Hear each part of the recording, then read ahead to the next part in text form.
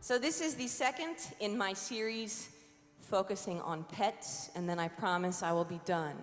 This song, my husband has asked me to tell audiences large and small that he is not the guy in this next song.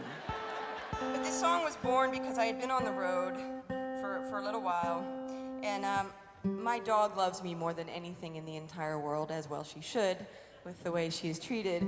So when I go on the road, she's a happy dog for the most part, but she does have abandonment issues, most of which manifest themselves on the rug. And so I had been at the Rocky Mountain Folks Festival. I had been teaching at the song school there. I'd been gone for 2 weeks. And one morning I was standing around with a group of the songwriting teachers, and my phone rang. And it was Mickey calling from home, and he was calling to say that he had been very proud of himself. He had just managed to rush the dog outside just in time. And he walked in, and one of the cats had thrown up on the floor. And I hung up the phone just feeling mortified and feeling guilty for, doing this career and being on the road. And one of the teachers looked at me and he said, "You know what, Christine? One of these days you're gonna get a phone call, and it's gonna be Mickey calling from home, and he's gonna have one word for you. And that word's gonna be choose." And that got me thinking. Got me thinking about the people who love their animals and the people who love the people who love their animals. And what would happen were such an ultimatum, in fact, delivered. And this is the song that resulted from that line of thinking. This is called 4 Legs Good, 2 Legs Bad.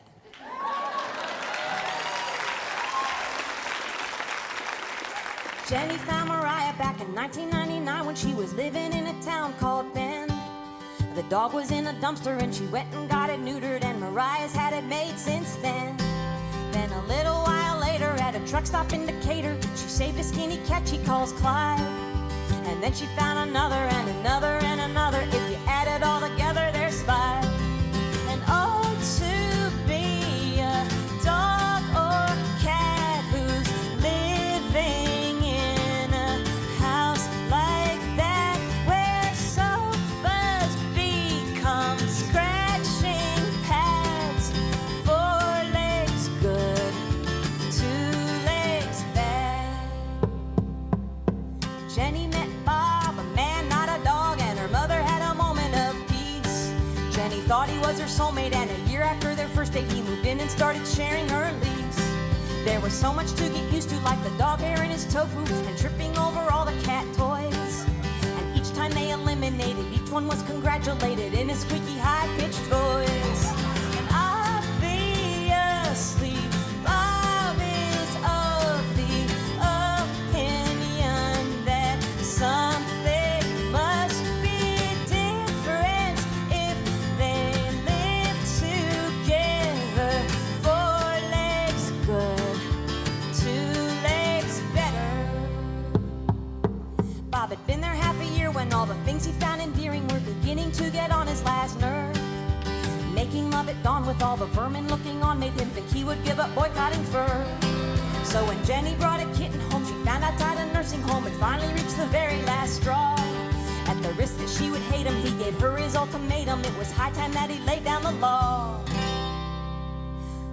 He said, choose, you must choose between pause and this relationship.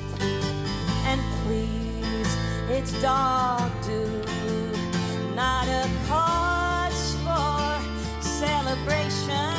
If those beasts of yours are not gone before I go out and then I come back again, you can be assured I will slam the door. It is them or me, it is me or them.